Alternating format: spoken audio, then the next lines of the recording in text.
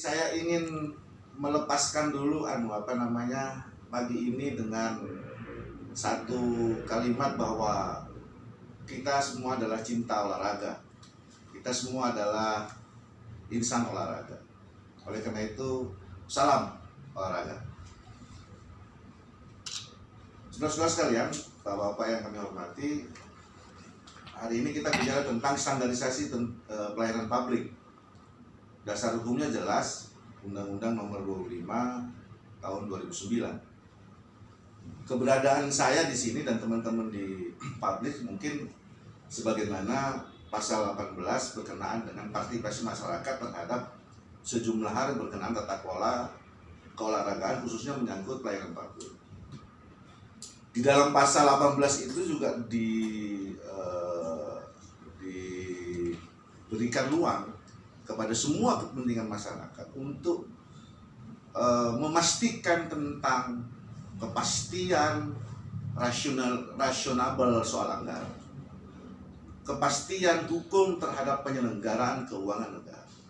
Di dalam undang-undang itu dijelaskan pasal 8 khususnya menyangkut soal kenapa publik itu menjadi sangat penting, karena publik juga ikut serta di dalam partisipasi teman-teman yang ada di Kemenpora, khususnya menyangkut anggaran, karena mereka melalui pajak, karena mereka melalui arisan iuran resmi yang dibangun oleh pemerintah melalui PAD, melalui pajak, melalui pendapatan negara. Jadi masyarakat punya kewenangan yang penuh terhadap bagaimana jalannya kepentingan keuangan negara di dalam melaksanakan kebijakan olahraga nasional. Jujur saya miris, saya prihatin, kita semua prihatin. Sampai hari ini kita nggak punya blueprint terhadap keolahragaan yang baik, apalagi menyangkut soal standarisasi. Jadi saya menyambut baik entah semacam rapat koordinasi, entah semacam diskusi seperti ini, melibatkan semua stakeholder, melibatkan pemangku olahraga untuk bersama-sama meramu blueprint terhadap standarisasi publik. Kenapa ini penting? Karena di situ letak nyawa dari semua kegiatan yang ada di pemangku olahraga nasional, khususnya Menpora.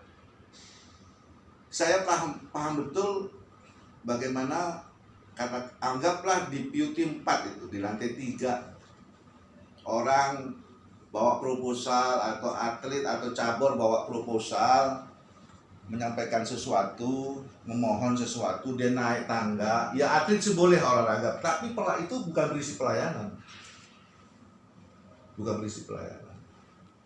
Kemudian bolak-balik, malah saya pernah ketemu, dia cerita sama saya, ya ini saya nggak perlu sebut lah. Iya mas, saya udah hampir 2 bulan mondar mandir terus gak kelar-kelar.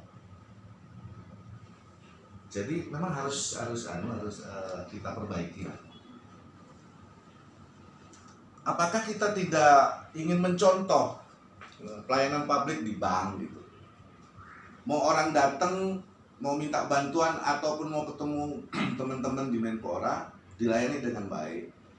Mau ada perlu nggak ada perlu, dipersilakan duduk, tempatnya enak, kemudian diberikan layanan yang baik. Mas mau ngopi, mau teh, ada makanan kecil tuh silakan.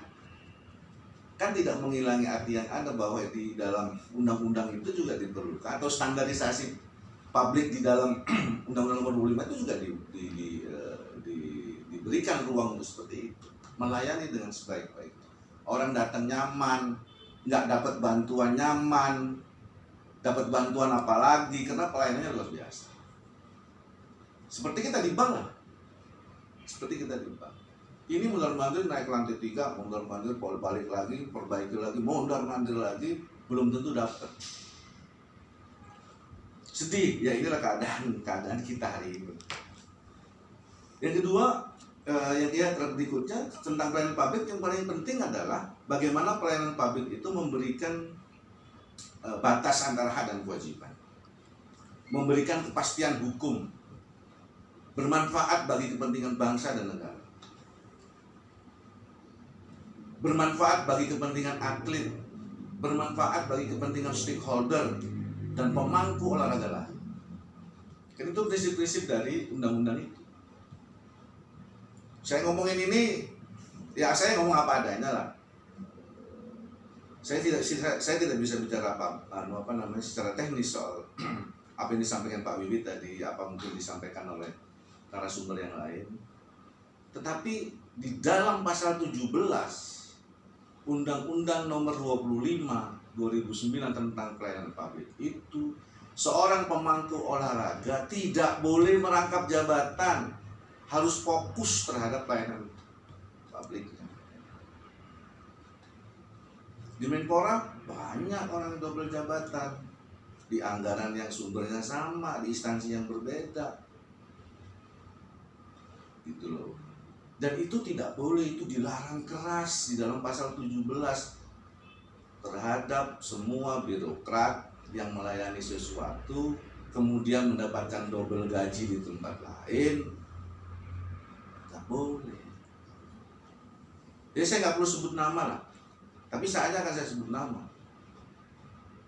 Dalam arti kecil, nggak boleh yang namanya kabid itu jadi pengurus salah satu cabur, nggak boleh itu. Harus etikanya dijaga.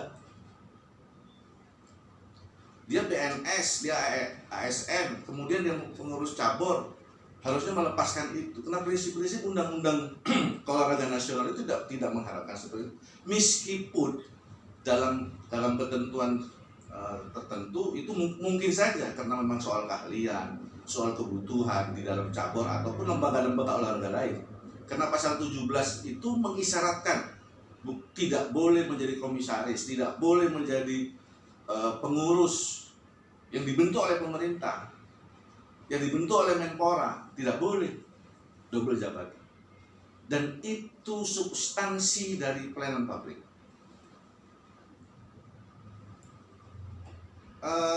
Narasumber yang kami hormati, kita kadang-kadang melihat pelayanan publik dalam arti hanya melayani sekedar administratif. Ya, tapi akibat kita tidak pada tertib administratif, kasus Satrak Prima sampai hari ini nggak kelar.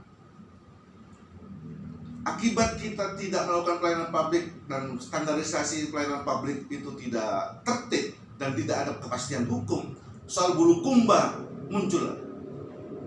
Orang baru dilantik 2 hari dipanggil saksi, dijadikan saksi oleh aparat hukum. Nggak enak, bos. Kerja kayak gini nggak enak dan nggak boleh. Pastikan pelayanan publik kita tertib hukum, pelayanan publik kita ada jaminan terhadap tertib administrasi. Kenapa saya katakan demikian? Karena bertahun-tahun kantor Menpora belum dapat mendapatkan predikat WTP dengan baik. Kenapa? Karena kita tidak pernah tertib terhadap administrasi kita. Ketika kita membelanjakan semua kepentingan melalui pengadaan dan seterusnya, sarana dan seterusnya, serah terima kita tidak pernah jelaskan. Kita sudah membangun sesuatu di daerah tapi kita tidak dapat memilikinya, bahkan itu menjadi sarana Menpora dan seterusnya. Karena kita tidak pernah tertib, dan sampai kapanpun kalau Menpora seperti ini, kita tidak akan mendapatkan predikat itu. Disclaimer terus-terusan mungkin.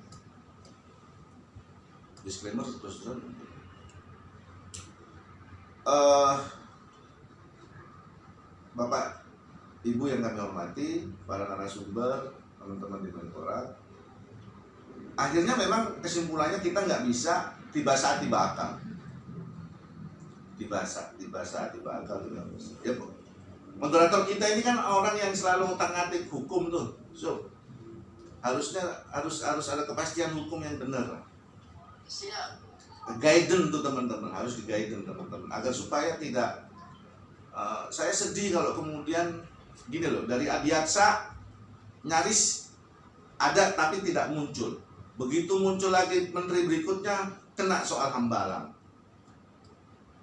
Ganti Pak Roy Suryo nyaris juga. Terakhir paling buruk sekarang nih Pak Imam Nahrawi. Saya nggak tahu, mudah-mudahan Pak Zainul Amali tidak ada masalah. Tapi baru dilantik orang sudah muncul lagi Bulukumba. Entah apa lagi nih besok. Belum pelayanan publik kita di mana, tertib kita di mana gitu. Itu kan prinsip-prinsip dalam Undang-Undang Nomor 25 yang harus dipahami dengan baik. Itu tugas kita untuk bisa memberikan orientasi secara internal tentang pemahaman-pemahaman seperti itu. Itu terakhir saya ingin sampaikan bahwa ngurusin olahraga ya nggak cukup waktunya, memang bisa sampai pagi kita ngomongin, tetapi secara prinsip kita kurang blueprint terhadap olahraga. Jadi sehingga kebijakan olahraga kadang-kadang yaitu ibarat gini, tidak ini hari Jumat. Saya ingin sampaikan gini, ada episode kenabian, khususnya orang Islam menyebut Luqman. Ada Luqman orang paling bijaksana gitu. Luqman itu sangat bijaksana dalam suatu perjalanan, dia sama anaknya menuntun onta. Mungkin beberapa teman udah dengeran. Saking bingungnya ditegur orang di jalanan, kenapa onta lu nggak lu tuntun? Kalau biarin, akhirnya dinaikin. Begitu dinaikin, kok kamu yang naik, bukan anakmu. Terus begitu ditegur terus. Akhirnya kesel Luqman, panggul itu onta berikut anaknya. Anaknya dengan Luqman itu memanggul ontanya, akhirnya seperti itu. Karena itu tadi dibahas tiba akal. Presiden seneng sepeda, ada goes. Presiden tak seneng sama menterinya mancing, nanti ada mancing lagi. Nggak boleh begitu lagi. Sehingga kita menjadi bulian, kita menjadi sorotan banyak di luar. Saya kira itu, saya berharap Menpora, karena kita cinta Menpora, mudah-mudahan bisa berjalan dengan baik. Mudah-mudahan semua stakeholder juga dapat merumuskan dengan baik. Dan lagi-lagi saya mengucapkan banyak terima kasih atas mengapresiasi kegiatan seperti ini. Mudah-mudahan ada semacam rapat koordinasi nasional berkenaan dengan kebijakan olahraga nasional, karena olahraga itu memang tidak bisa seperti kepemudaan. Kalau kepemudaan itu bisa tidak terukur, kalau olahraga pasti terukur. Pasti ujungnya prestasi. Oleh karena itu, anggaran yang ditimpahkan kepada kita menjadi tanggung jawab kita, dan harus mendapatkan kepastian, jaminan terhadap penggunaannya, jaminan terhadap kepastian hukum. Saya kira itu, Pak Moderator. Terima kasih. Assalamualaikum warahmatullahi wabarakatuh.